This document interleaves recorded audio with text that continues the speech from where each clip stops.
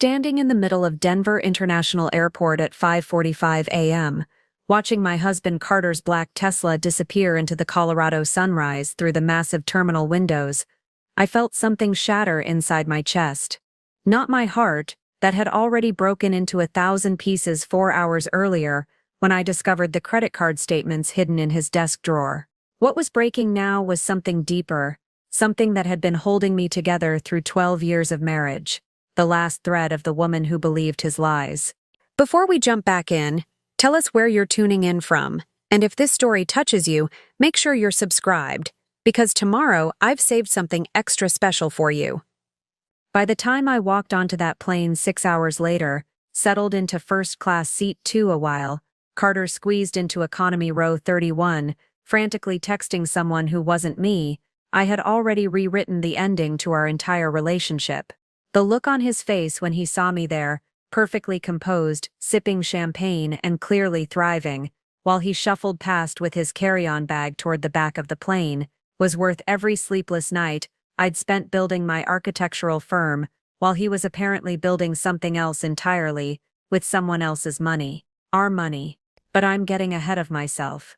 Let me take you back to where this story really begins, because what Carter thought would be the perfect cover for his financial betrayal became the perfect opportunity for me to discover exactly how strong I really was. This morning started like so many others in our Boulder home, with Carter rushing around the kitchen, gulping his third cup of coffee while his phone buzzed incessantly with what he claimed were urgent client messages. I was methodically checking my luggage one final time, making sure I had everything for our anniversary trip to Paris, a celebration of 15 years together that I had been planning for months. "Evie, we really need to leave in the next 10 minutes, Carter said without looking up from his screen, his voice carrying that edge of impatience that had become increasingly familiar over the past year. You know how brutal Denver traffic can be, and with construction on I-70, we're looking at least 90 minutes to DIA. I nodded, zipping up my carry-on bag that contained the architectural portfolio I'd prepared for a potential consulting opportunity I'd discovered in Paris. Sievers and Associates, my firm, had grown from a one-woman operation 5 years ago into a boutique architectural consultancy specializing in sustainable residential design. This Paris connection could open doors to European markets I'd only dreamed of accessing. "I still can't believe you managed to get us both upgraded to business class," I said, double-checking our boarding passes on my phone. "That must have cost a fortune." Carter's fingers paused over his phone screen for just a fraction of a second, a micro-expression I caught, but didn't understand yet. "Yeah, well, you only celebrate 15 years once, right? Besides, with the Morrison Project bonus coming through, we can afford to splurge a little." The Morrison Project, Carter's architectural consulting firm, had supposedly landed their biggest commercial development contract ever, a mixed-use complex in downtown Denver that would keep him busy for the next 18 months. He'd been working late almost every night for weeks, coming home exhausted and distracted, claiming the client demands were unprecedented. I should have paid more attention to those late nights. I should have questioned why a man who'd always been methodical about sharing project details suddenly became secretive about his work. I should have wondered why our joint credit card statements had become too boring for me to review, why Carter had suddenly taken over all our financial management to reduce my stress. But I didn't question any of it, because I was busy building something real while he was apparently building something else entirely. We drove to the airport in comfortable silence, Carter's playlist of classic rock filling the space between us, while I reviewed my notes for the Paris meetings.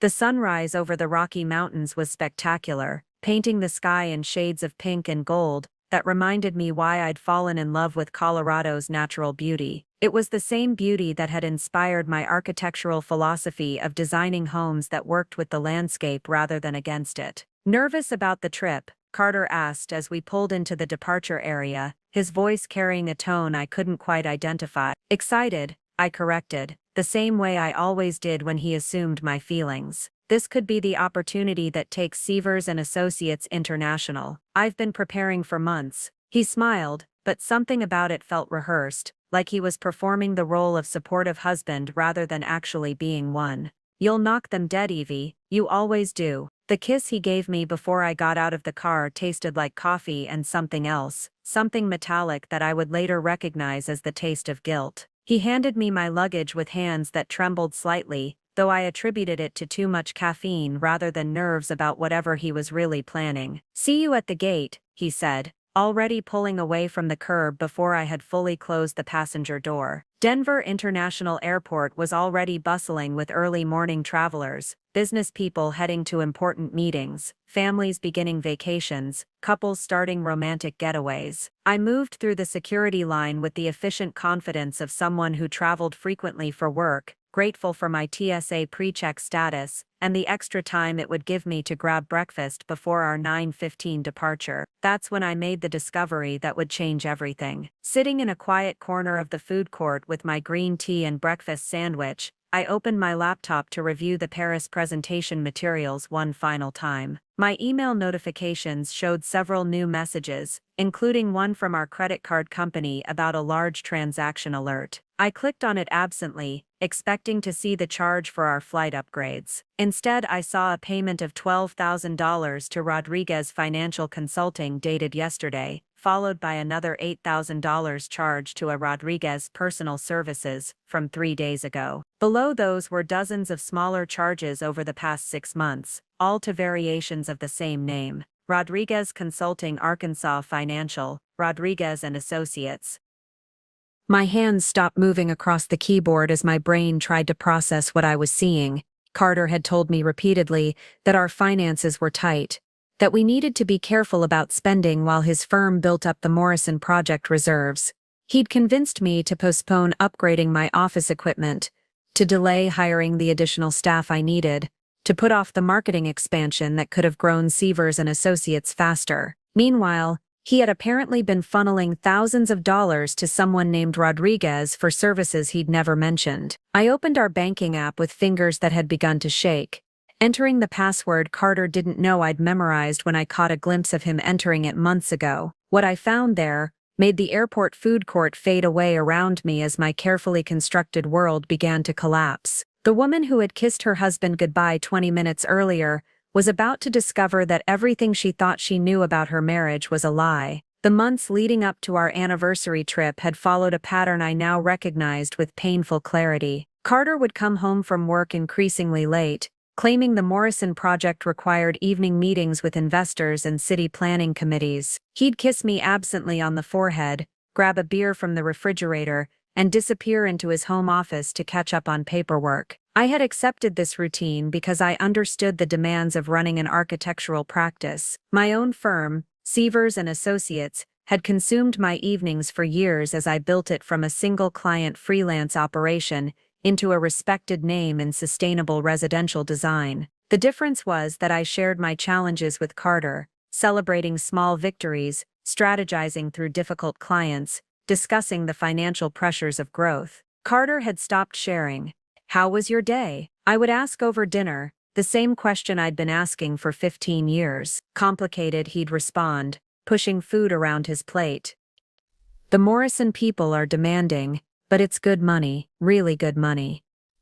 I had learned not to push for detail. 6 months ago, my questions about his work had been met with increasingly defensive responses. "You wouldn't understand the commercial side," he'd say, "or it's just boring technical stuff, Evie, nothing like your creative residential projects." So I had retreated into my own work, finding satisfaction in designing homes that captured Colorado's natural beauty while minimizing environmental impact. My latest project, a net-zero energy home in Aspen, had been featured in Architectural Digest and brought in 3 new high-end clients. I was proud of what I'd built, even if Carter seemed increasingly disinterested in hearing about it. The financial changes had started subtly. Carter suggested we consolidate our credit cards to streamline our finances and improve our credit score. He offered to take over bill paying and investment management to reduce my workload so I could focus on growing my business. These gestures felt supportive, even romantic,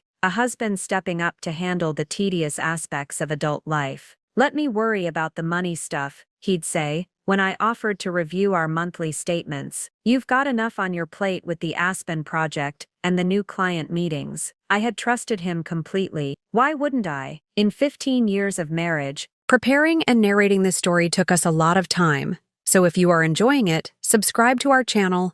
It means a lot to us. Now back to the story. Carter had never given me reason to doubt his integrity. He was methodical, responsible, and had always been transparent about our financial situation. When he said we needed to be more careful with spending while his firm invested in the Morrison project, I believed him. When he suggested I postpone hiring the additional architect I desperately needed, because cash flow might be tight for a few months, I agreed. When he convinced me to delay upgrading my computer system because the old equipment still works fine, I accepted his logic. When he insisted we skip our usual vacation to Cabo, because we should save money for the big anniversary trip instead, I thought he was being romantic and financially prudent. I had no idea he was systematically draining our joint accounts to fund something he was hiding from me. The morning of our trip, I woke up early to finish packing and review my presentation materials one final time. The Paris opportunity had come through a former colleague, Julia Owen, who now worked for an international firm specializing in eco-luxury resorts. She'd called me 3 weeks ago with an exciting proposition. "Evie, I've got something that could change everything for you," Julia had said, her voice crackling through the international connection from her office in France. "We're designing a series of luxury eco-resorts across Europe, and we need someone with your expertise in sustainable residential architecture. The client wants each resort to feel like a collection of private homes, rather than a traditional hotel complex. The project would require adapting my residential design philosophy to hospitality architecture, creating structures that felt intimate and homelike, while meeting the operational needs of luxury accommodations." It was exactly the kind of challenge that excited me professionally, and could establish Sievers and Associates as a player in the international market. "They want to meet with you in Paris next week," Julia continued. "I know it's short notice, but the timeline is accelerated, because they want to break ground on the first location this fall." I had immediately started planning the trip around our anniversary, seeing it as perfect timing. Carter and I could celebrate 15 years of marriage, while I pursued the opportunity that could define the next phase of my career. He had seemed genuinely excited about the idea, suggesting we extend the trip a few days to explore France together. "This could be huge for you," he'd said, pulling up flight options on his laptop. "And Paris in spring, perfect anniversary setting." Within hours, he'd booked our flights, reserved a romantic hotel near the Champs-Élysées, and even arranged for business-class upgrades. His enthusiasm felt authentic, and I was touched by his support for my career ambitions. It reminded me of the early years of our marriage when we'd spent hours discussing our professional dreams and supporting each other's goals. The morning routine that final day followed our established pattern. Carter made coffee while checking his phone. I organized my travel documents and presentation materials, and we moved around our Boulder kitchen with the comfortable choreography of a long marriage. The house itself was one of my early design projects, an open-concept space with floor-to-ceiling windows that captured views of the Flatirons while maximizing natural light and energy efficiency. "Are you sure you have everything?" Carter asked, his tone carrying the familiar note of someone who'd been married long enough to know his spouse's tendencies. "Passport, presentation materials, that lucky necklace you always wear to important meetings." I touched the simple silver pendant that had been my grandmother's, grateful he'd remembered such a small detail. These moments of attentiveness were part of why I'd fallen in love with him. Carter noticed things, remembered what mattered to me, paid attention to the details that many men overlooked. Looking back now, I realize he was probably just anxious to get me to the airport and out of town so he could proceed with whatever he had planned. But in that moment, it felt like care. The drive to Denver International Airport should have been one of those comfortable married couple moments that I'd cherish later, two people heading off on their anniversary trip, excited about both romance and new opportunities. Instead, it became a masterclass in how well Carter had learned to lie to my face. "I still can't get over how you managed to swing the business class upgrades," I said, as we merged onto I-70, watching the morning light play across the mountains. The airline website was showing them as completely sold out when I checked last week. Carter's hands tightened slightly on the steering wheel, though at the time I attributed it to his usual stress about airport traffic. I called the airline directly, he said, his voice carrying that confident tone he used when discussing his professional accomplishments. Sometimes you can work with a human agent to find options that don't show up online. Plus,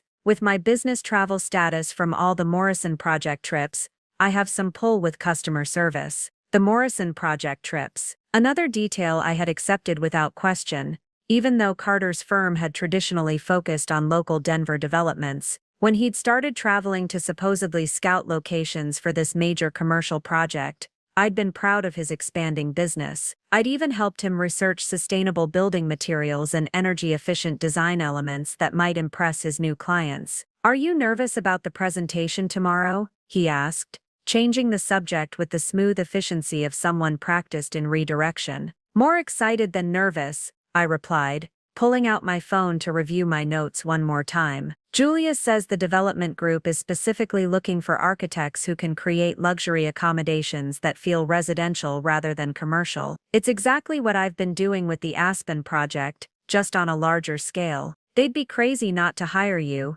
Carter said, and for a moment his smile seemed genuine. "You're the most talented architect I know, Evie. This could really put Sievers and Associates on the map internationally." I reached over and squeezed his hand, feeling a rush of affection for the man who had supported my career dreams even when they required sacrifices from both of us. Early in our marriage, I'd worked 60-hour weeks building my reputation while Carter picked up extra freelance projects to cover our expenses. When I'd struggled with a difficult client who nearly bankrupted my fledgling firm, Carter had helped me negotiate a settlement that saved my business. He understood the architecture world, respected my ambitions, and had always been my biggest advocate. Or so I had believed.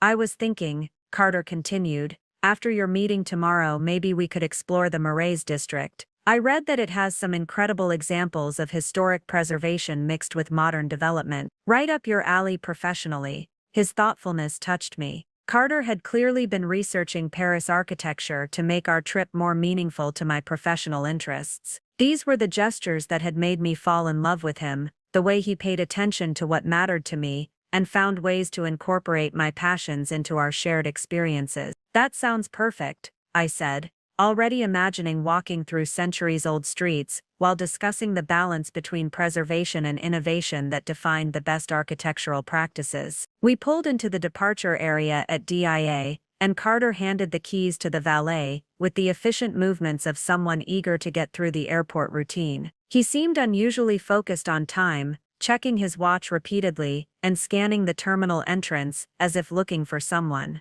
"Are you expecting to see someone?" I asked, noticing his distracted behavior. "Just keeping an eye out for crowds," he said quickly. "You know how crazy this place gets, especially on international departure days." He lifted my suitcase from the trunk with unnecessary urgency, then pulled his own bag out so quickly that it nearly toppled over. His movements had an edge of nervous energy that I'd never seen before our travels. Usually Carter was methodical about airport procedures, double-checking everything and moving with deliberate calm. "Carter, slow down," I said, laughing at his unusual rush. "Our flight doesn't board for another 3 hours. We have plenty of time." I know, he replied, but he was already heading toward the terminal entrance. "I just want to make sure we get through security smoothly and have time to grab breakfast. You know how you get when you're hungry before a big presentation." This was true. I did get cranky when my blood sugar dropped, and Carter had learned to anticipate my needs over 15 years of marriage.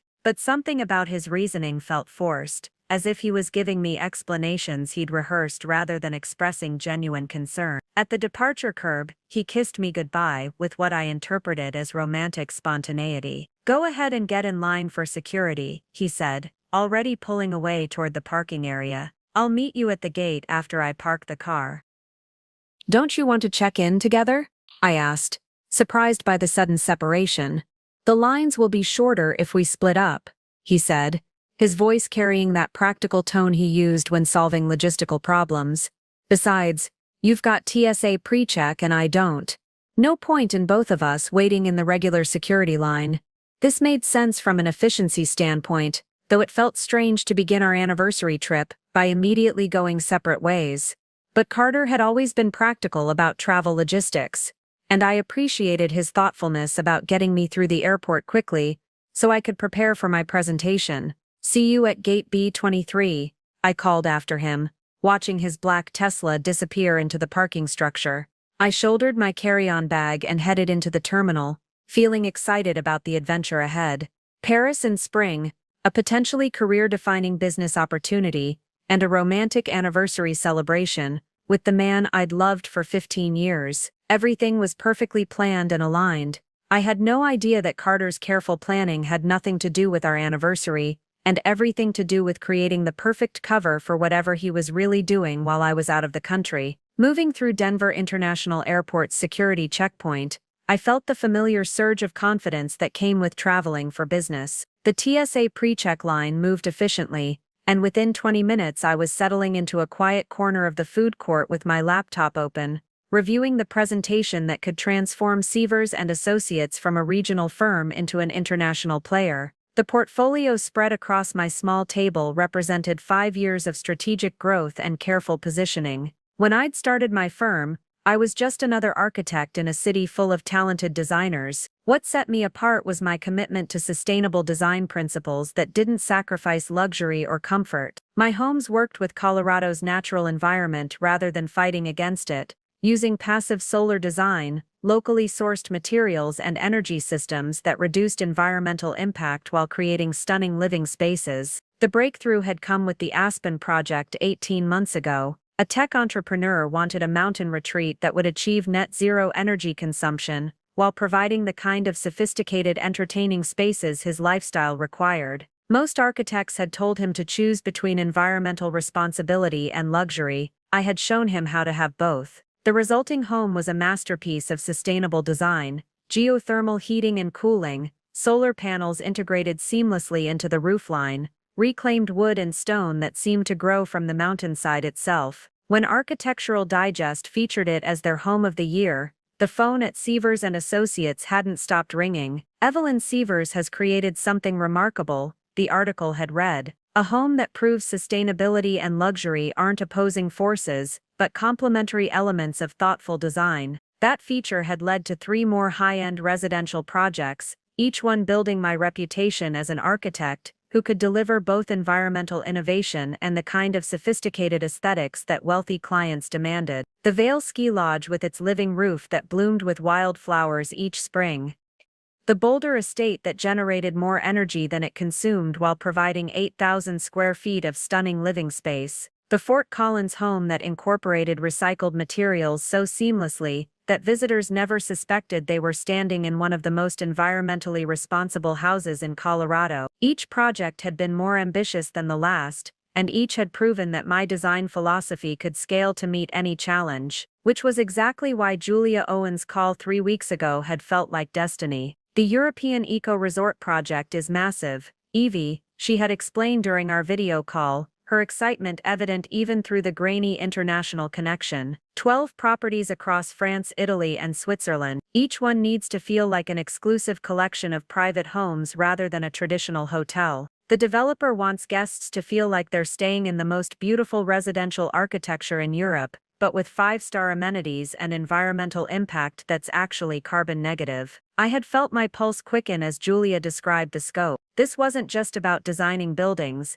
it was about creating a new model for luxury hospitality that could influence the entire industry. "They've seen your Architectural Digest feature and the sustainability awards you've won," Julia continued. "The lead developer specifically mentioned your ability to create invisible sustainability environmental innovation that enhances rather than compromises the aesthetic experience." The phrase invisible sustainability had become my professional trademark. Too many green buildings announced their environmental consciousness with obvious solar panels, exposed recycling systems, and materials that looked aggressively natural. My approach was different. I created homes that felt luxurious and sophisticated first, with the sustainability woven so seamlessly into the design that it enhanced rather than competed with the beauty. Sitting in the airport food court, I reviewed the presentation materials I'd crafted specifically for tomorrow's meeting. The portfolio showed how my residential design philosophy could translate to hospitality architecture,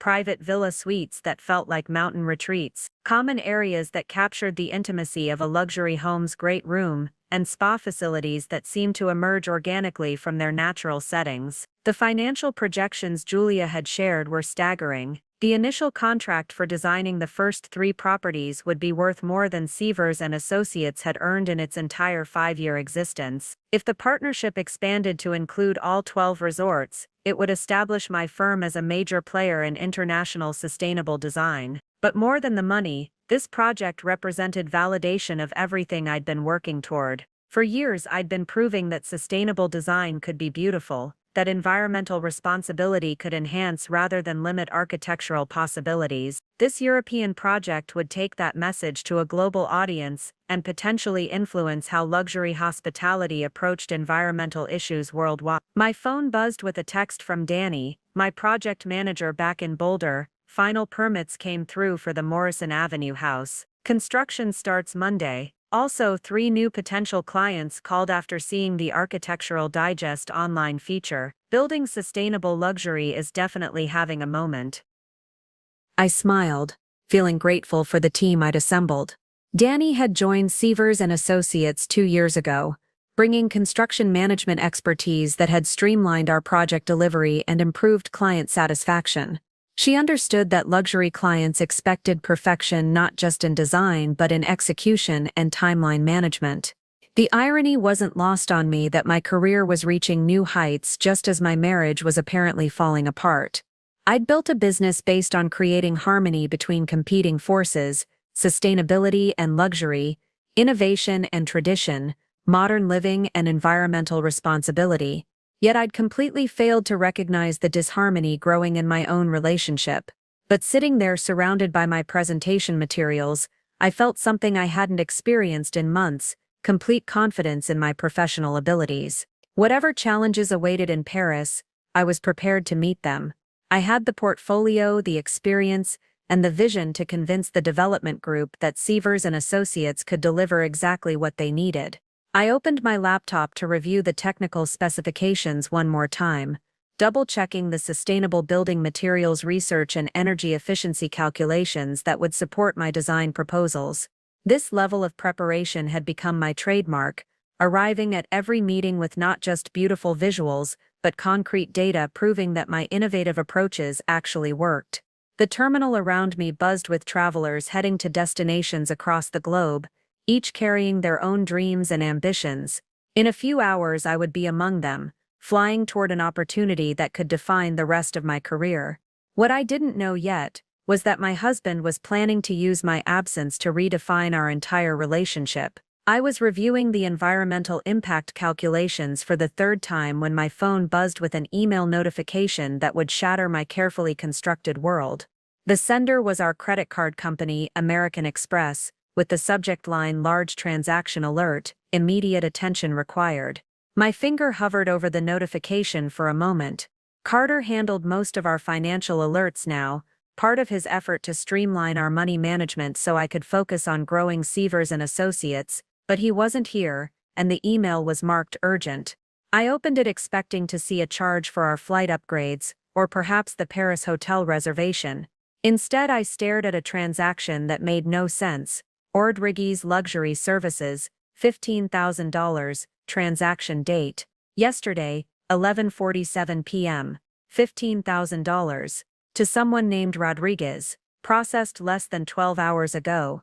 My coffee grew cold as I read the transaction details twice, then 3 times, hoping the numbers would somehow rearrange themselves into something that made sense. Carter had told me our finances were tight, that we needed to be conservative about spending while his firm invested in the Morrison project. Yet here was a charge for $15,000 to a service provider I'd never heard him mention. With trembling fingers, I logged into our American Express account, using the password I'd memorized months ago when I caught a glimpse of Carter entering it. What I found there made the busy airport terminal fade away around me as my blood pressure dropped and my vision narrowed. The transaction history read like a catalog of financial betrayal. Rodriguez, Luxury Services, $15,000, yesterday, Rodriguez Consulting dicks $8,500. 1 week ago, Rodriguez Financial Planning dicks $12,000. 2 weeks ago, Our Professional Services, $6,800.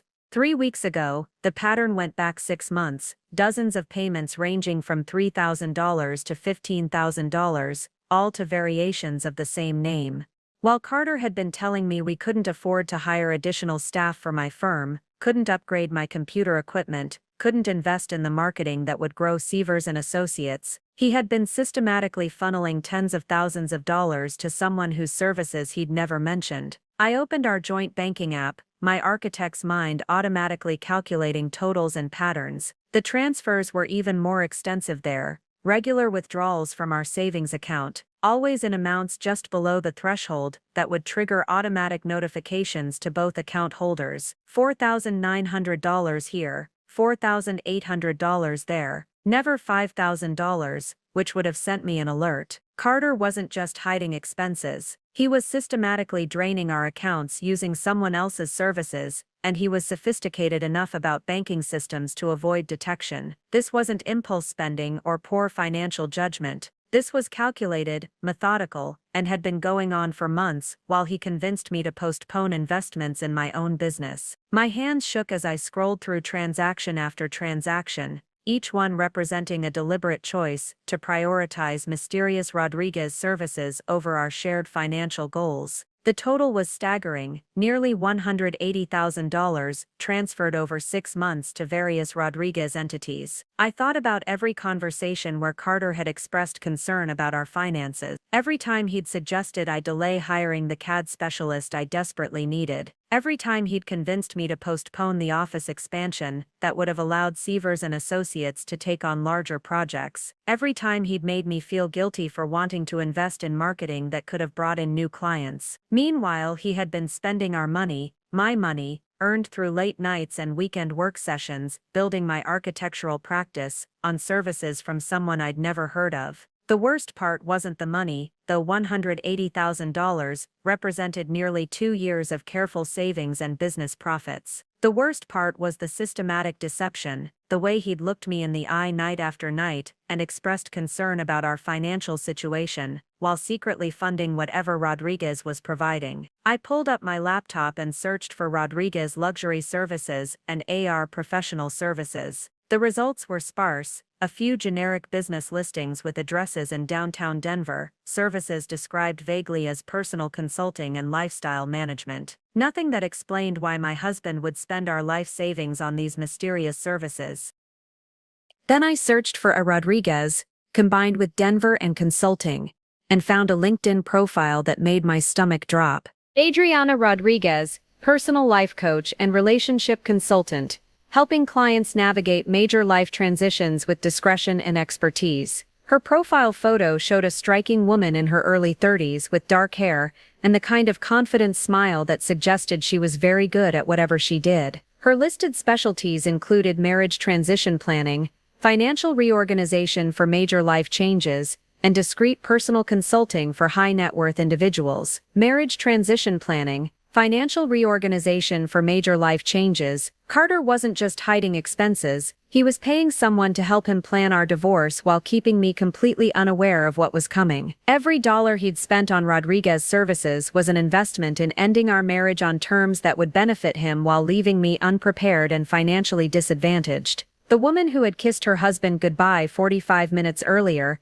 had believed she was heading to Paris for their anniversary celebration. The woman staring at her laptop screen in Denver International Airport now understood that she was apparently heading to Paris alone, while her husband used her absence to finalize plans to destroy their life together. But Carter had made one crucial miscalculation. He had underestimated the investigative skills that came with being a successful architect, and he had no idea that his wife was about to use every professional connection and strategic thinking ability she possessed to turn his own plan against him. Sitting in that airport food court, staring at evidence of my husband's systematic betrayal, I felt something shift inside me. The shock was giving way to something more useful, the methodical problem-solving mindset that had built Sievers and Associates from nothing into a respected architectural firm. Carter had made a critical error. He'd assumed that his wife was just a creative type who didn't understand finance or technology. What he'd forgotten was that running a successful architectural practice required exactly the kind of investigative skills and strategic thinking I was about to use against him. I opened a new browser tab and began what I privately called due diligence research,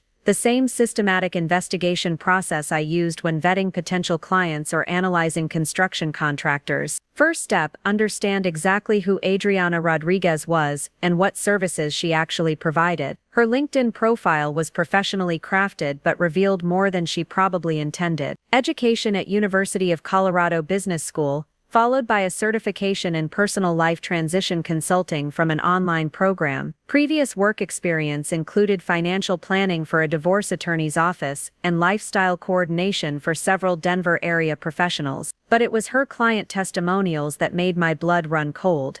Adriana helped me navigate the most difficult period of my life with discretion and strategic planning that protected my interests completely. Client LM. The financial reorganization strategies were invaluable. I entered the process prepared and confident, while my former spouse was completely unprepared for what was coming. Client DS 5 stars for discretion and results. Adriana's pre-planning services made what could have been a messy situation very clean and favorable. Client RH. Carter wasn't just planning to leave me, he was paying someone to help him orchestrate a divorce that would leave me financially devastated while he walked away with maximum assets and minimal obligations. I pulled up my notes app and began documenting everything systematically, the same way I tracked project details for complex architectural builds. Transaction amounts, dates, Rodriguez's business entities, the timeline of Carter's behavioral changes, every detail that could be relevant to understanding the full scope of his deception. Next, I accessed our shared Google Drive account where Carter stored financial documents. He'd given me access years ago for tax preparation purposes, and had apparently forgotten that I still had it. What I found there made me understand that his planning was even more sophisticated than I'd realized. Hidden in a folder labeled Morrison Project Files were documents that had nothing to do with any commercial development.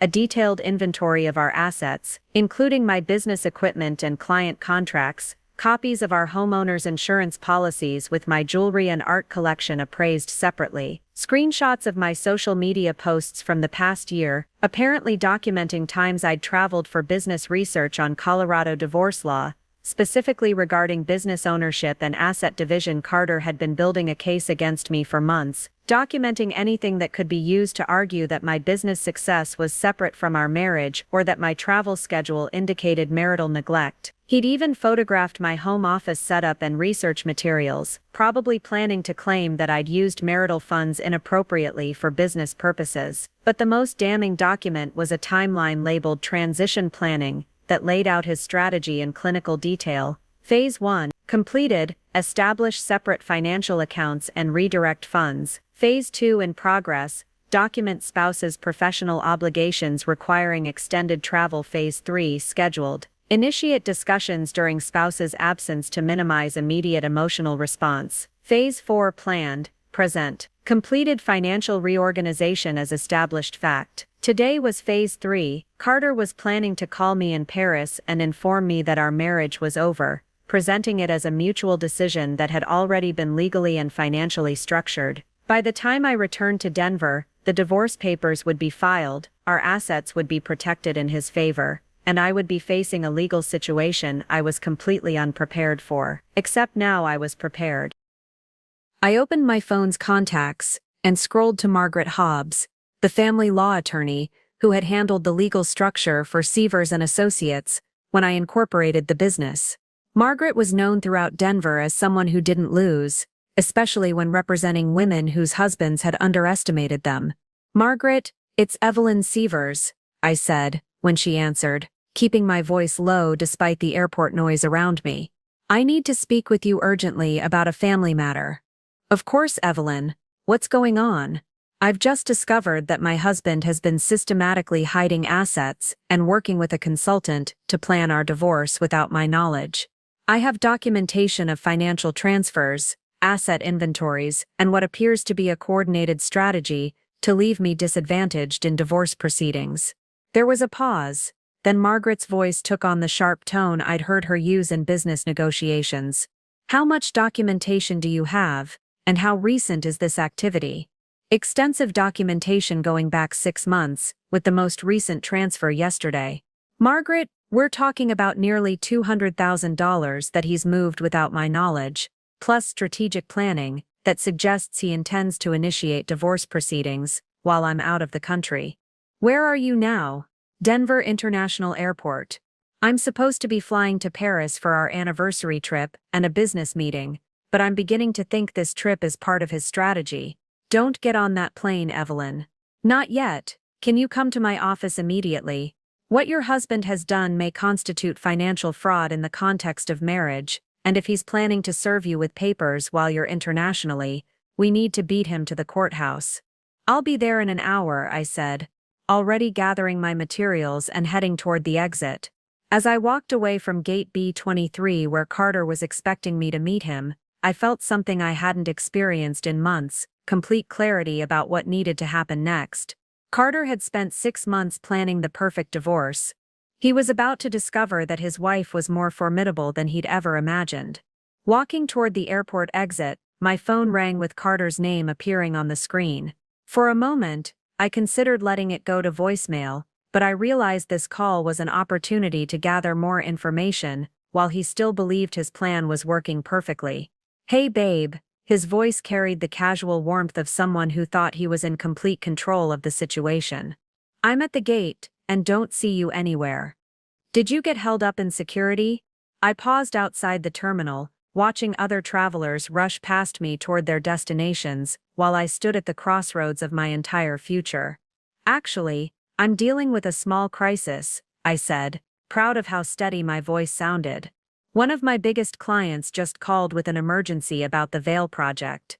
There might be permit issues that could shut down construction. Oh no, Carter said, and his concern sounded genuine enough that for a split second I wondered if I'd misunderstood everything. How serious is it? Potentially very serious. I might need to delay the Paris trip by a day or two to handle this properly. I watched his reaction carefully, listening for any hint of relief in his voice that would confirm my suspicions. Evie, you can't miss this meeting with the European developers, he said. But there was something underneath his supportive tone, a tension that suggested he needed me on that plane, for reasons that had nothing to do with my career success. Can't Danny handle the permit situation? That's why you have a project manager. Danny's good, but this requires the principal architect's signature and direct client relationship. I replied, using the kind of technical language that Carter usually accepted without question. The client specifically requested that I handle this personally. There was a pause that lasted a beat too long. Which client is this again? The question surprised me. Carter had always been detail-oriented about my work, but he'd never needed clarification about my major projects before. It was the kind of question someone might ask if they were trying to verify whether my story was true. The Morrison family, I said, deliberately using the same name as his fictional commercial project. You know the net zero mountain home we discussed over dinner last week. Right. The Morrison project. His voice relaxed slightly. Well, if it's that serious, I guess we don't have a choice. Should I cancel my ticket too? Come back and help you deal with this. This was the moment of truth. If Carter was genuinely planning an anniversary trip, he would want to reschedule together. If he had other plans for my absence, he would find reasons to continue to Paris alone. Actually, you should go ahead, I said. Carefully.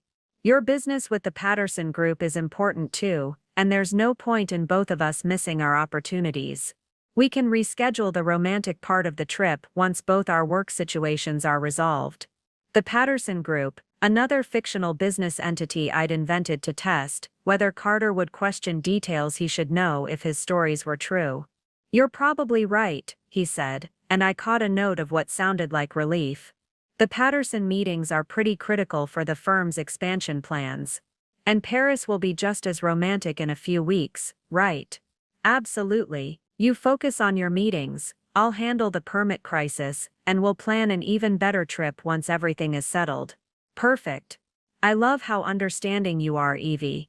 That's why this marriage works so well. We both prioritize each other's professional success.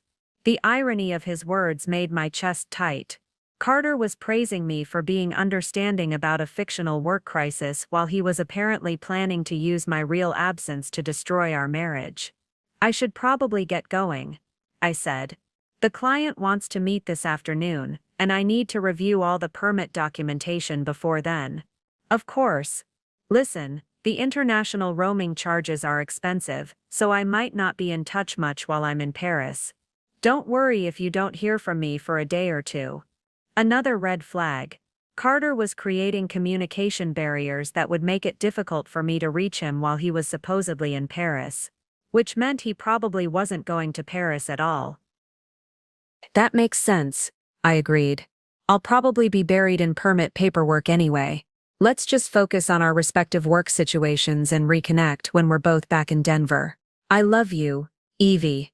You're the best wife a guy could ask for. The words felt like a knife twist, not because they were cruel, but because they sounded so practiced, like something he'd rehearsed as part of his transition planning, with Adriana Rodriguez. Love you too, I managed. Have a safe flight. After ending the call, I stood outside Denver International Airport, feeling like I'd just completed the most important performance of my life. Carter believed I was heading home to deal with a work crisis while he proceeded to Paris for legitimate business meetings. In reality, I was about to walk into Margaret Hobbs' law office with documentation of his systematic financial betrayal, while he was about to discover that his perfect plan had a fatal flaw. He had underestimated his wife's ability to think strategically under pressure. The phone call had revealed even more than I'd hoped.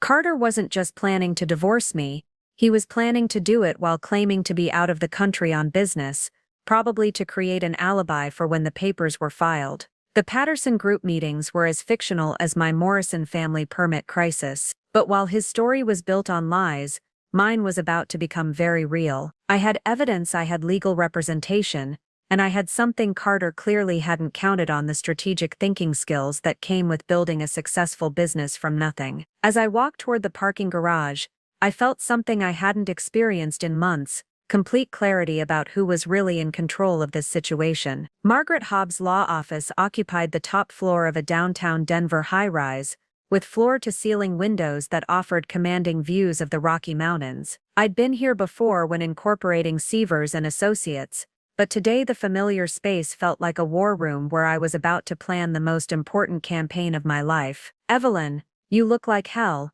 Margaret said as her assistant ushered me into her corner office. "But you also look furious, which in my experience is much more useful than devastated when dealing with situations like this." I set my laptop bag on her polished conference table and pulled out the documentation I'd printed at a FedEx office during my drive from the airport. "I need you to tell me exactly how bad this is, and what options I have for protecting myself." Margaret reviewed the bank statements, credit card transactions, and screenshots from Carter's hidden Google Drive files with the methodical attention of someone who had seen every variation of marital deception. Her expression grew increasingly grim as she absorbed the scope of Carter's planning. "Your husband has been very thorough," she said finally, setting down the papers and looking at me with a mixture of professional respect and personal anger. "This level of financial manipulation and strategic planning indicates he's been working with someone who understands both divorce law and asset protection. The good news is that he's also created a comprehensive record of his fraudulent behavior." What does that mean practically? It means that what Carter thought was careful planning may actually be evidence of financial fraud that could result in criminal charges. Moving marital assets to hidden accounts while deceiving your spouse about finances isn't just grounds for divorce, it's potentially embezzlement. Margaret opened her laptop and began typing notes with the rapid efficiency of someone building a legal strategy in real time. "The timing here is crucial. If he's planning to file divorce papers while you're out of the country, he's hoping to establish a narrative where you're an absent spouse who neglected the marriage for your career. Combined with the financial reorganization he's already completed, he could claim that your business success came at the expense of marital obligations." "But he encouraged my business success," I protested. "He supported my career development, helped me make professional connections, even suggested strategies for growing Sievers and Associates, which creates a fascinating contradiction in his approach. Margaret smiled grimly. A good divorce attorney, which I'm assuming he's planning to hire with the money he's stolen from your joint accounts, would argue that your professional dedication justified his financial repositioning. But we have documentation proving he systematically undermined your business growth while funding his divorce planning. She turned her laptop screen toward me, showing a legal document template she was already customizing.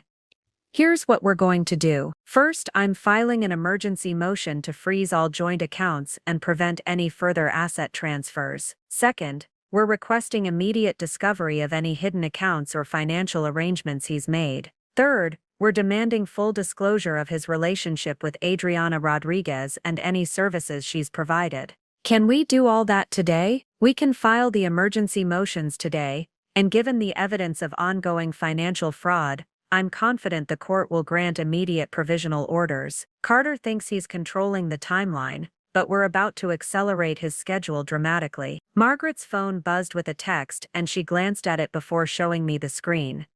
That's my process server. I had him standing by after our phone conversation. He's currently at the downtown office building where Carter's firm leases space. If your husband is really planning to fly to Paris, he'll need to stop by his office first to create evidence of his business trip story. The thoroughness of Margaret's preparation impressed me. While I'd been driving across Denver, she'd already begun implementing a legal strategy that would corner Carter before he realized his plan was compromised. What happens when he's served with papers? He'll have 24 hours to respond to the emergency motions, during which time all joint financial accounts will be frozen, and he'll be legally prohibited from making any additional asset transfers. More importantly, he'll realize that his wife isn't the naive, trusting woman he thought he was manipulating. Margaret printed several sets of documents and handed them to me for review. I need you to sign these affidavits swearing to the accuracy of your financial evidence and timeline of Carter's deceptive behavior. Everything you've documented will become part of the court record. As I signed my name to each document, I felt something shifting inside me. Not just anger about Carter's betrayal, but excitement about the possibility of beating him at his own game, using nothing but truth and strategic thinking. There's one more thing, Margaret said, pulling up a new document on her screen. I want to file a motion requesting that the court consider Carter's financial fraud as grounds for criminal charges. It's unusual in divorce proceedings, but the systematic nature of his behavior and the amounts involved make it worth pursuing. Criminal charges? Evelyn, your husband has stolen nearly $200,000 from your marriage while using that money to plan your financial destruction. In any other context, we'd call that embezzlement and fraud. The fact that you're married doesn't make it legal. I looked out Margaret's windows at the Denver skyline, thinking about Carter, who was probably boarding his flight right now, confident that his plan was proceeding perfectly. He had no idea that his wife was 2 miles away, signing legal documents that would transform him from predator to defendant before his plane reached cruising altitude. File everything, I said. If Carter wants to play games with legal strategy and financial manipulation, let's show him what those games look like when his opponent actually knows the rules. Walking out of Margaret's office with signed legal documents in my briefcase, I felt something I hadn't experienced in years: complete control over my own destiny. The woman who had discovered Carter's betrayal in an airport food court 3 hours ago had been operating from a position of shock and confusion. The woman stepping into the elevator now was someone entirely different, someone who had just turned her husband's own strategy against him, using nothing but evidence and strategic thinking. My phone buzzed with a text from Danny. Hey boss, got a weird call from Carter asking if you'd made it to Paris okay. Told him you were handling the Morrison permit crisis. Hope that was the right thing to say. I smiled, realizing that my fictional story was now being corroborated by my own staff. Carter was checking up on my cover story, which meant he was still proceeding with his plan while believing mine was legitimate. Perfect response, I texted back. I'll explain everything when I'm back in the office, but first, I had one more strategic move to make. If Carter was using our anniversary trip as cover for his deception, then I was going to use his deception as an opportunity to demonstrate exactly what he'd underestimated about his wife. I drove to Cherry Creek Mall, Denver's premier shopping destination,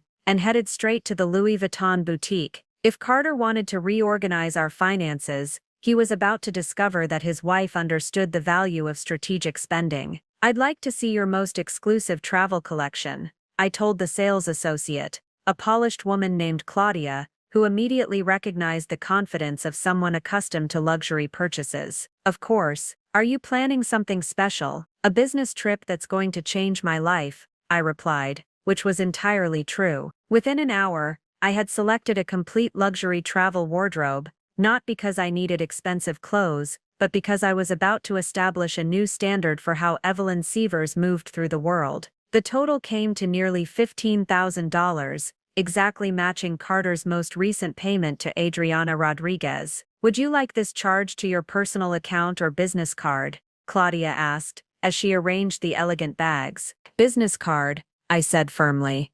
"This is a professional investment. This is a professional investment." From Louis Vuitton, I walked to the Apple Store and purchased the most advanced laptop and tablet setup they offered, tools that would allow me to work effectively from anywhere, while maintaining the mobile flexibility that running an international architectural practice would require. Another $8,000, matching another Rodriguez payment. But the most important stop was the American Express Platinum Card office in the mall's Financial Services Center. I had always qualified for their premium travel benefits through my business income, but had never applied because Carter handled our credit arrangements and claimed the annual fees weren't worth it. "I'd like to apply for your Centurion card," I told the financial advisor, presenting documentation of Sievers and Associates revenue and my personal credit history. Within 30 minutes, I was approved for American Express's most exclusive card, with travel benefits that included automatic first-class upgrades,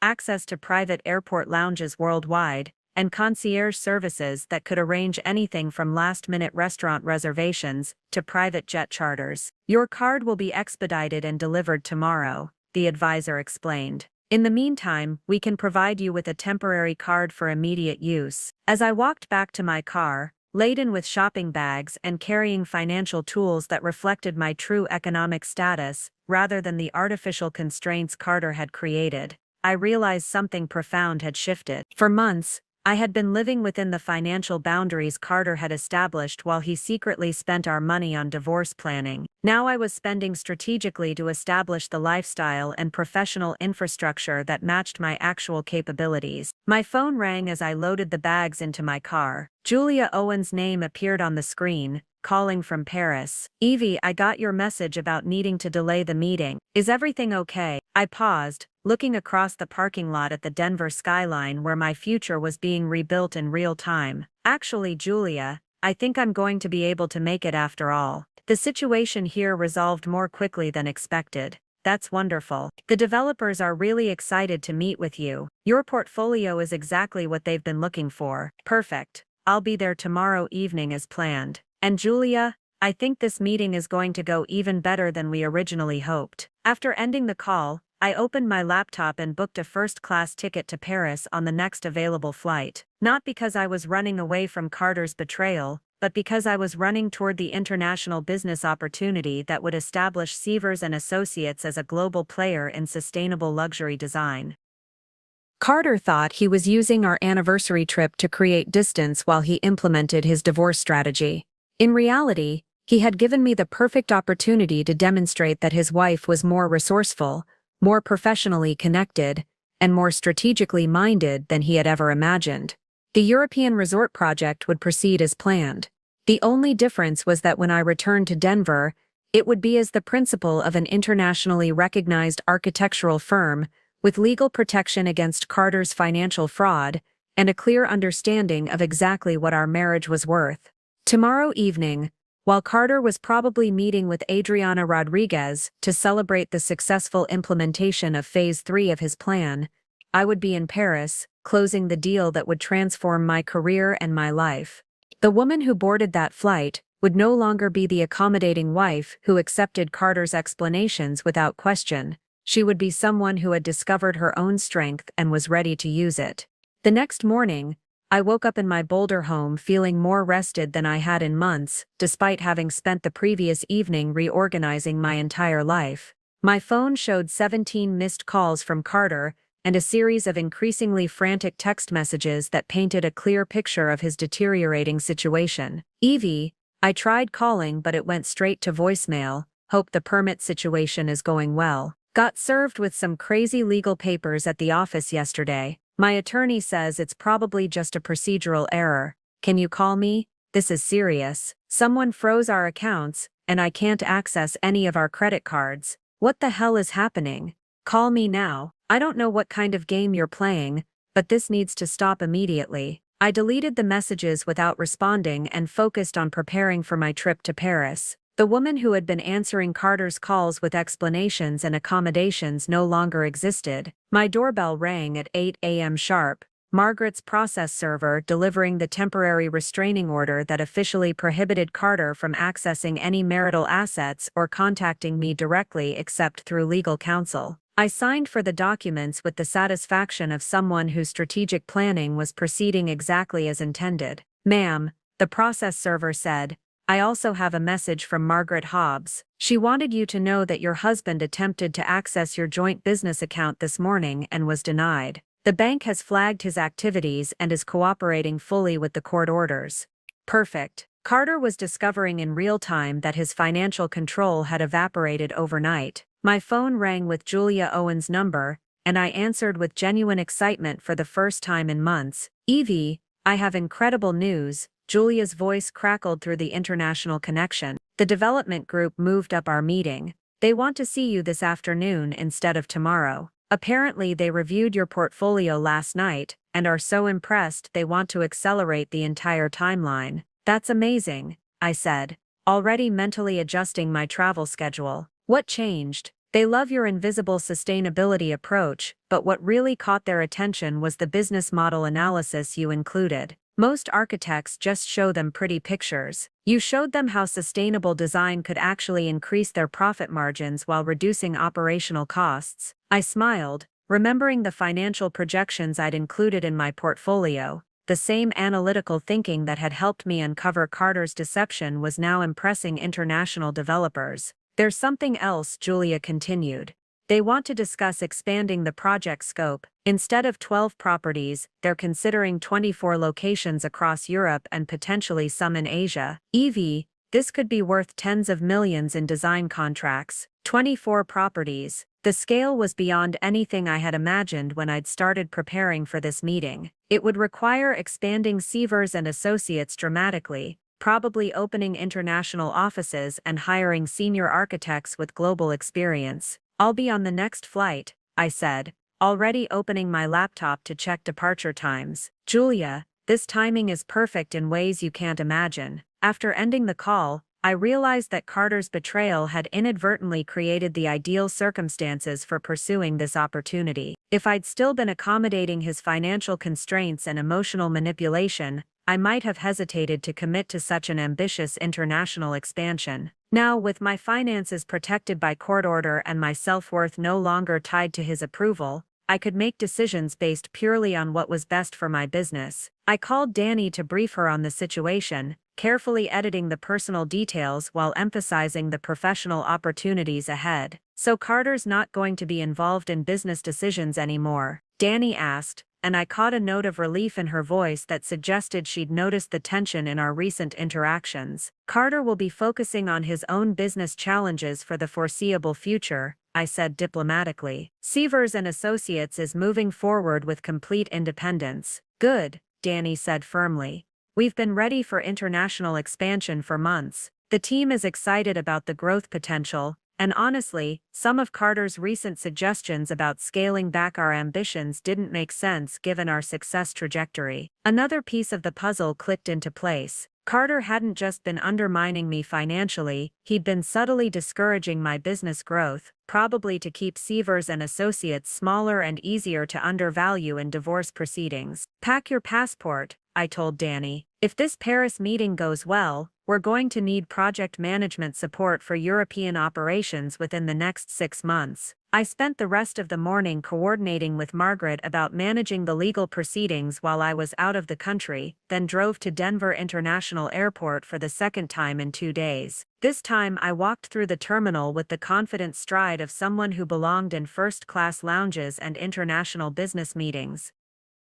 At the American Express Centurion Lounge, I settled into a private workspace with my new laptop and began refining my presentation for the expanded project scope. The irony wasn't lost on me that I was using the same airport where I'd discovered Carter's betrayal to prepare for the meeting that would establish my financial independence from him permanently. My phone buzzed with a text from an unknown number. "This is Adriana Rodriguez. We need to talk about your husband's situation. I think there are things you should know." I stared at the message for a moment, then deleted it without responding. Whatever Adriana Rodriguez wanted to discuss could wait until after I'd secured the contracts that would make Sievers and Associates a global player in sustainable luxury design. Carter and his divorce consultant were about to discover that they had severely underestimated the woman they thought they were manipulating. The first-class cabin of United Flight 924 to Paris was everything I had imagined it would be when booking luxury travel for my clients, but had never experienced myself. As I settled into seat 2A with a glass of champagne, I couldn't help but smile at the irony that I was finally living the lifestyle my business had been creating for others, funded by the freedom that came from Carter's spectacular miscalculation. "First time in first class?" asked the passenger in 2B, a distinguished man in his 40s with the easy confidence of someone accustomed to premium travel. "First time in a lot of things," I replied, then looked more closely at his face. Something about his smile was familiar in a way that made my heart skip. Louis Hobbs? Evie Sievers," he said, his face breaking into the same grin I remembered from college 20 years ago. "I can't believe it. What are the odds?" Louis Hobbs had been my study partner in structural engineering classes at the University of Colorado, back when I was still figuring out that architecture was my true calling. We'd spent countless hours in the library working through complex calculations, and I'd harbored a secret crush on him for most of junior year before he graduated and moved to Chicago for flight training. "Are you still flying?" I asked, noting the captain's stripes on his uniform jacket hanging in the overhead compartment. "Captain for United now," he said proudly. "Actually, I'm flying this route, just deadheading back to Paris after flying the overnight eastbound. What about you? Last I heard through the alumni network, you'd started your own architectural firm, Sievers and Associates," I confirmed. "We specialize in sustainable luxury design. Actually, I'm heading to Paris for what could be the biggest meeting of my career." "That's incredible. I always knew you'd do something amazing with that brilliant analytical mind of yours." His expression grew more serious. "Flying alone though? I seem to remember you were married to another architect." The question hung in the air between us, and I realized that Louis had probably just witnessed my husband's absence in ways that required explanation. In the old version of my life, I would have made excuses for Carter, created fictional explanations that protected his reputation while minimizing my own importance. "Carter and I are going through some changes," I said simply. "It turns out that building a successful business sometimes reveals incompatibilities that weren't apparent earlier in a marriage." Louis nodded with the understanding of someone who had probably seen his share of relationship complexities through 2 decades of adult life. "I'm sorry to hear that, but also not entirely surprised. You were always too ambitious and too principled to settle for anything less than genuine partnership." His words hit me with unexpected force, because they described exactly what I had been missing in my marriage without realizing it. Carter had supported my career in theory, while systematically undermining it in practice. He had claimed to be my partner while secretly planning my financial destruction. "What about you?" I asked, steering the conversation toward safer territory. "Wife, kids, house in the suburbs. Divorced 3 years ago," Louis said with a wry smile. "Turns out that pilot schedules aren't compatible with everyone's lifestyle expectations. No kids, which probably made everything easier in the long run. These days I'm focused on flying international routes and seeing parts of the world I missed during my marriage." The flight attendant approached to offer dinner service, and Louis requested to move his meal to the galley area so he could catch up with an old friend without disturbing other passengers. I found myself accepting the invitation with an eagerness that surprised me. "So tell me about this big meeting in Paris," Louis said as we settled into the galley's small seating area with our meals. I explained the European eco-resort project, the potential for 24 properties across multiple countries, and the way the opportunity had evolved from a single meeting into what could be a complete transformation of my business model. "That's incredible, Evie. You're talking about building an international architectural practice from scratch. Most people would be terrified by that level of expansion." 6 months ago, I would have been terrified, I admitted. I would have spent weeks discussing it with Carter, analyzing the risks, probably talking myself out of taking the leap. And now I realize that the biggest risk was staying small to accommodate someone else's limitations. The words came out with more honesty than I had intended, but Louis's expression suggested he understood exactly what I meant. "You know," he said thoughtfully, "I fly the Paris-Denver route twice a month. If you end up establishing European operations, I could probably provide some interesting insights about international business travel logistics." "Are you offering professional consulting services, Captain Hobbs?" "I'm offering to help an old friend who's about to do something remarkable," he said with a smile that made me remember why I'd had that college crush, "and maybe hoping that we could catch up properly when our schedules allow." As we returned to our seats for landing, I realized that my chance encounter with Louis represented something I hadn't experienced in years. A conversation with someone who saw my ambitions as exciting rather than threatening, who understood professional demands rather than resenting them, and who remembered the person I had been before I started accommodating Carter's insecurities. The plane touched down at Charles de Gaulle Airport, and I gathered my belongings with the confidence of someone whose life had just taken an unexpected turn toward possibilities I hadn't even considered 24 hours earlier. Carter had planned to use this trip to destroy our marriage while I was safely out of the country. Instead, I was about to close the business deal that would establish my financial independence while reconnecting with someone who reminded me what genuine support looked like. The George V Hotel in Paris was exactly the kind of establishment where I had always imagined conducting international business: marble floors, crystal chandeliers, and the quiet efficiency of staff accustomed to serving clients whose time was worth thousands of dollars per hour.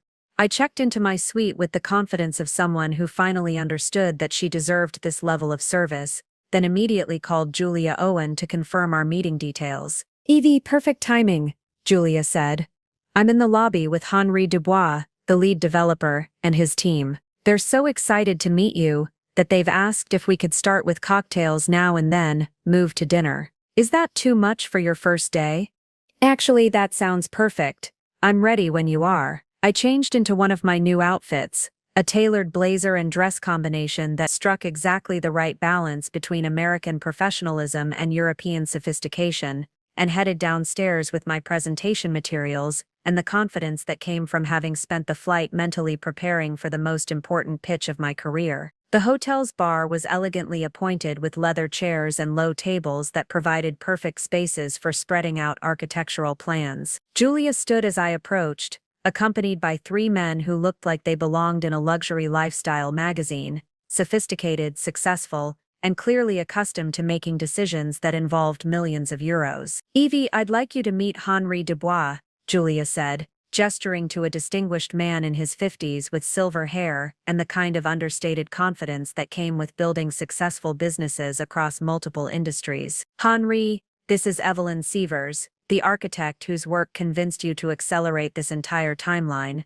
Henri stood and extended his hand with the firm grip of someone who had made his fortune by recognizing exceptional talent quickly. "You, Miss Sievers, I must tell you that your portfolio was the most compelling presentation we've received from any architect in 10 years of development projects. Your approach to sustainable luxury is exactly what the hospitality industry needs." "Thank you," I replied, settling into the chair they'd reserved for me.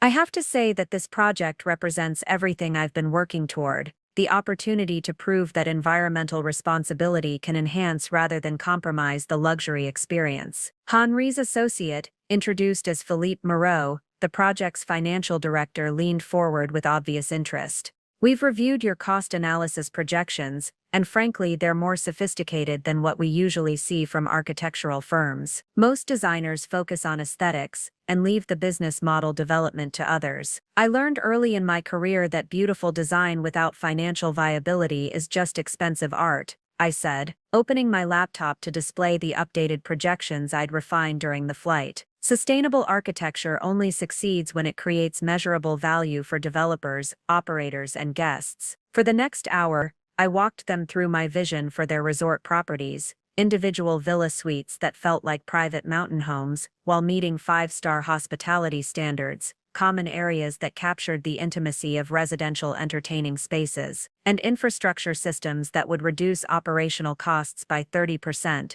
while eliminating the property's carbon footprint entirely. The key insight, I explained, showing them detailed renderings of the Aspen project, is that guests are willing to pay premium rates for accommodations that feel authentically residential rather than institutionally luxurious. They want to experience how they would live if they could afford the most beautiful, environmentally responsible homes in the world. Henri nodded thoughtfully, then exchanged glances with his team that suggested they were making real-time decisions about the project's scope.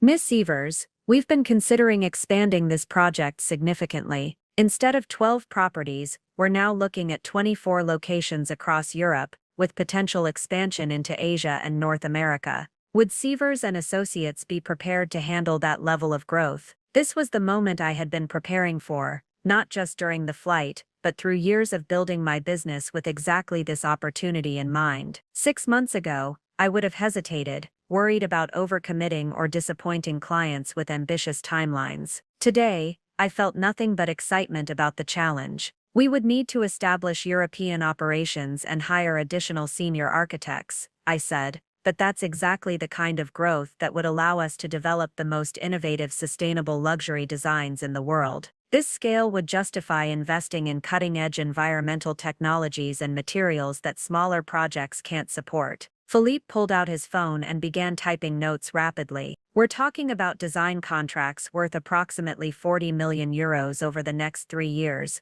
with ongoing consulting relationships for each property's operational optimization. Are you prepared to discuss those terms? 40 million euros. The number was beyond anything I had imagined when I'd started preparing for this meeting, but I felt completely calm as I considered the implications. This contract would establish Sievers and Associates as a global leader in sustainable luxury design, while providing the financial independence that would make my divorce from Carter entirely irrelevant to my future. I'm absolutely prepared to discuss those terms, I said. In fact, I think you'll find that Sievers and Associates is ready to exceed your expectations in ways that will set new standards for the entire hospitality industry. As Henri signaled the waiter for another round of drinks, I realized that Carter's betrayal had inadvertently created the perfect conditions for me to pursue this opportunity with complete focus and ambition. While he was probably meeting with Adriana Rodriguez to celebrate the successful implementation of his divorce strategy, I was about to sign contracts that would make his financial manipulation completely irrelevant to my future success. 2 days later, I was back at Denver International Airport. But this time I walked through the terminal with signed contracts worth 40 million euros in my briefcase, and the confidence of someone who had just established herself as a global player in sustainable luxury design. My phone had been buzzing constantly with messages from Carter, each more desperate than the last. Evie, where are you? I got back from Paris and you're not home. The lawyers are saying crazy things about financial fraud. This is all some kind of misunderstanding. I know you're angry about something, but we can work this out. Just call me, Evie. Adriana says you hired Margaret Hobbs. What the hell is going on? I smiled at that last message. So Adriana Rodriguez was finally earning her consulting fee by delivering the news that Carter's perfect plan had been completely dismantled by his wife's superior strategic thinking. As I approached the baggage claim area, I saw him before he saw me. Carter was pacing near the international arrivals gate, his usually immaculate appearance disheveled in ways that suggested he'd been running damage control for days without success. When he finally spotted me, his face went through the same series of expressions I'd seen in the airplane aisle, confusion, recognition, and dawning realization that he was facing someone very different from the woman he thought he'd been manipulating. "Evie," he said, approaching with the tentative steps of someone who no longer understood the rules of engagement. "Thank God you're okay. I've been worried sick. Your phone's been going straight to voicemail, and when I got back from Paris, I interrupted, setting down my Louis Vuitton luggage with deliberate grace. How was your business trip, Carter? Did you get everything accomplished that you'd planned?" His eyes darted from my obvious luxury purchases to the confident way I was carrying myself, clearly trying to process how his wife had transformed so completely in just a few days. "The Patterson meetings were complicated," he said, sticking to his fictional story even though we both knew it was pointless now. "But Evie, we need to talk about these legal papers. Margaret Hobbs is making accusations that don't make any sense." "Actually, they make perfect sense," I replied, pulling out my phone to show him a photo of the signed European contracts. "While you were supposedly in Paris handling complicated Patterson meetings, I was actually in Paris closing the deal that just made Sievers and Associates an international architectural firm worth approximately $50 million. Carter's face went pale as he absorbed the implications. His plan had been to leave me financially vulnerable while he maintained control of our assets. Instead, he had inadvertently freed me to pursue the opportunity that made his financial manipulation completely irrelevant. $50 million, he whispered. "Give or take," I said casually. "It's amazing what you can accomplish when you're not being systematically undermined by someone who's supposed to be your partner." I started walking toward the exit, leaving him standing in the middle of the airport with the expression of someone who had just realized he'd lost a game he thought he was winning. "Carter," I called over my shoulder, "your things are packed and waiting on the front porch. Margaret will be in touch about the financial fraud charges. I'd suggest you get a very good attorney." The woman who walked out of that airport was no longer the accommodating wife who had believed his lies. She was someone who had discovered exactly what she was worth, and it was far more than Carter had ever imagined. 1 week later, I sat in the newly renovated conference room of Sievers and Associates, watching Danny coordinate with our European partners via video conference while reviewing architectural plans that would reshape luxury hospitality across 3 continents. The transformation of my business had been swift and decisive. Within days of returning from Paris, we'd hired 2 senior architects, leased additional office space, and established partnerships with construction firms in France, Italy, and Switzerland. The Geneva property broke ground yesterday, Henri Dubois reported from his office in Paris, his image crystal clear on our new international communication system. "Your environmental systems design is generating tremendous interest from other developers. We've had 3 unsolicited inquiries about licensing your sustainable luxury approach for projects outside our partnership." I smiled, making notes about the licensing opportunities that could add another revenue stream to our expanding operations. "That's exactly what we hoped would happen, Henri. Sievers and Associates is ready to discuss those licensing arrangements whenever you are." As the call ended, my phone buzzed with a text from Louis Hobbs, "Flying into Denver tomorrow afternoon. Coffee when I land. I have some interesting intel about the hospitality industry connections we discussed." The professional relationship with Louis had developed naturally over the past week, with his insights about international travel logistics proving invaluable as we planned our European operations. But there was also something personal developing, conversations that extended beyond business, shared memories that reminded me what genuine partnership felt like. "How does it feel to be running an international architectural firm?" Danny asked as she gathered the presentation materials from our video conference. "Surprisingly natural," I replied, which was entirely true. The confidence and strategic thinking that had helped me outmaneuver Carter's financial betrayal were exactly the skills required to manage rapid business expansion across multiple countries. My phone rang with Margaret Hobbs' number, and I answered expecting an update about the divorce proceedings. "Evelyn, I have some interesting news about your husband's situation," Margaret said, her voice carrying the tone of someone who had just won a significant legal victory. "Carter's attorney contacted me this morning requesting a settlement conference. Apparently, the financial fraud charges have made him realize that fighting this divorce isn't in his best interest." "What kind of settlement is he proposing?" Complete asset forfeiture of everything he moved to hidden accounts, plus penalties for the financial fraud. He's also agreed to waive any claim to Sievers and Associates or its future revenues. Essentially, he wants to walk away with as little legal exposure as possible. I leaned back in my chair, processing the irony. Carter had spent months planning to leave me financially devastated, and now he was begging to escape with minimal consequences for his systematic betrayal. And Adriana Rodriguez.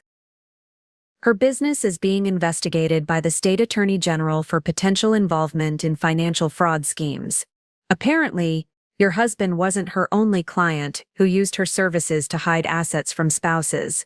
She may be facing criminal charges herself. After ending the call, I stood at my office window overlooking downtown Denver, watching the city where I'd built my business and was now rebuilding my life. Carter's betrayal had been devastating when I discovered it, but it had also freed me to pursue opportunities I might never have had the courage to attempt while accommodating his limitations. The woman who had boarded that first-class flight to Paris was someone Carter had never really known, someone capable of building international business relationships, negotiating multi-million-dollar contracts, and creating the life she actually deserved. Tomorrow, I would have coffee with Louis and continue building something genuine. Today, I had an international architectural practice to run. 6 months later, I stood in the first-class cabin of United Flight 924 to Paris, but this time I wasn't traveling alone. Louis adjusted his captain's hat as he prepared for our departure, while I reviewed architectural plans for the Monte Carlo resort that would be the crown jewel of our European collection. The woman who had discovered her husband's betrayal in this same airport was now someone who traveled internationally twice a month, managing projects across 4 countries while building both a business empire and a relationship based on genuine partnership. "Ready for another European adventure, Miss Sievers?" Louis asked with the smile that had made me remember what authentic support looked like. "Always," I replied, settling into seat 2A with the confidence of someone who belonged in first-class cabins and international boardrooms. "Henri wants to discuss the Asian expansion over dinner in Paris, and I have site visits scheduled in Switzerland and Italy." The European resort project had exceeded every projection we'd made during that first meeting at the George V Hotel. 24 properties were now in various stages of development, with Sievers and Associates serving as the principal architectural firm for what industry publications were calling the most innovative sustainable luxury hospitality project in the world. The licensing deals Henri had mentioned had materialized into partnerships with developers in Japan, Australia, and Costa Rica. My phone buzzed with a text from Danny, who was now managing our Denver headquarters while I oversaw international operations. "The Forbes article comes out next week. They're calling you the architect who revolutionized luxury hospitality through invisible sustainability." Also, 3 more licensing inquiries came in today. I smiled, remembering how Carter had discouraged me from pursuing media attention because it might make clients think I was too successful to give their projects personal attention. The Forbes feature would establish Sievers and Associates as the global leader in sustainable luxury design, exactly the kind of recognition that would attract the most ambitious projects in the world. As we reached cruising altitude, Louis joined me in the first-class cabin during his break, carrying coffee and the easy conversation that had become the foundation of our developing relationship. "Any word from Carter lately?" he asked, though we both knew the answer. "Margaret finalized the divorce last month," I said, feeling nothing but relief about closing that chapter completely. "He's apparently working for a small Denver firm now, handling residential additions and renovations. Adriana Rodriguez is serving 18 months for financial fraud conspiracy. And you're designing resorts that will host European royalty while revolutionizing environmental standards in luxury hospitality," Louis said with obvious pride. "I'd say that's what they call poetic justice." Looking out the window at the Atlantic Ocean below, I reflected on how Carter's betrayal had inadvertently created the perfect conditions for me to discover exactly what I was capable of achieving. His plan to control and diminish me had freed me to become someone more successful, more confident, and more genuinely happy than I'd ever imagined possible. The woman who had believed his lies about financial constraints while he stole our money was now someone who spent more on a single business trip than he'd stolen in total. The woman who who had accommodated his insecurities was now building international partnerships based on mutual respect and shared ambition. Tomorrow, I would sign contracts for the Tokyo Resort project. Tonight, I would have dinner in Paris with people who valued my expertise. And somewhere over the Atlantic, I realized that Carter's greatest betrayal had been his greatest gift, the opportunity to discover that I had never needed his approval to be extraordinary. The plane descended toward Charles de Gaulle Airport, carrying me toward a future that was entirely my own creation. Standing on the terrace of the newly completed resort in Monaco, overlooking the Mediterranean, while architects from 3 continents presented their latest sustainable innovations to European hospitality leaders, I felt something I had never experienced during 15 years of marriage to Carter. Complete satisfaction with the life I had built. The carbon-negative certification came through this morning, Julia Owen announced, joining me with champagne as the sun set over Monte Carlo. This property is officially generating more clean energy than it consumes, while maintaining the luxury standards that justify charging €3,000 per night.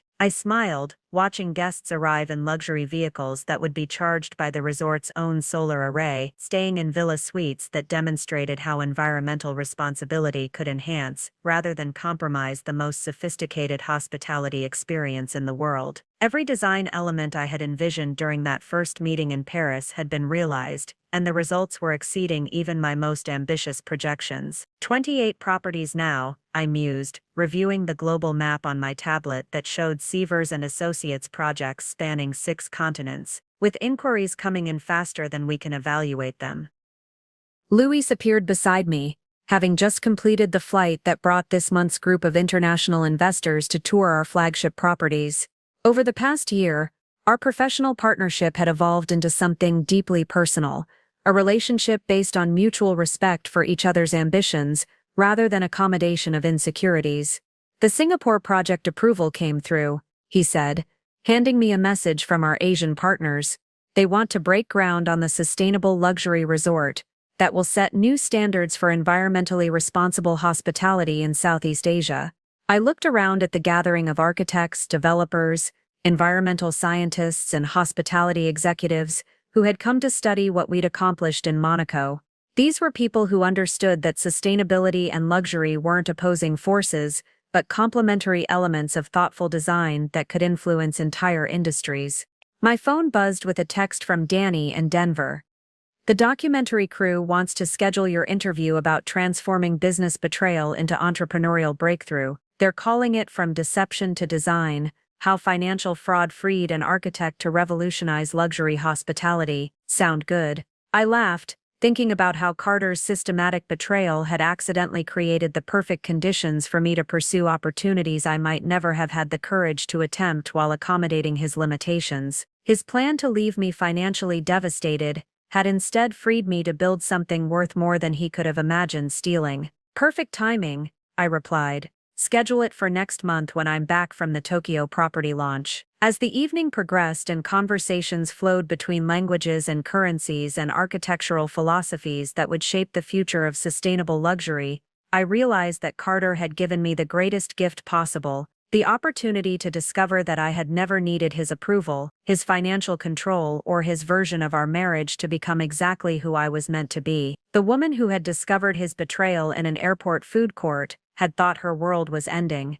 The woman standing on this Monaco terrace understood that it had actually been the beginning of everything she'd been capable of achieving all along. Sometimes the most devastating betrayals become the foundation for the most extraordinary transformations.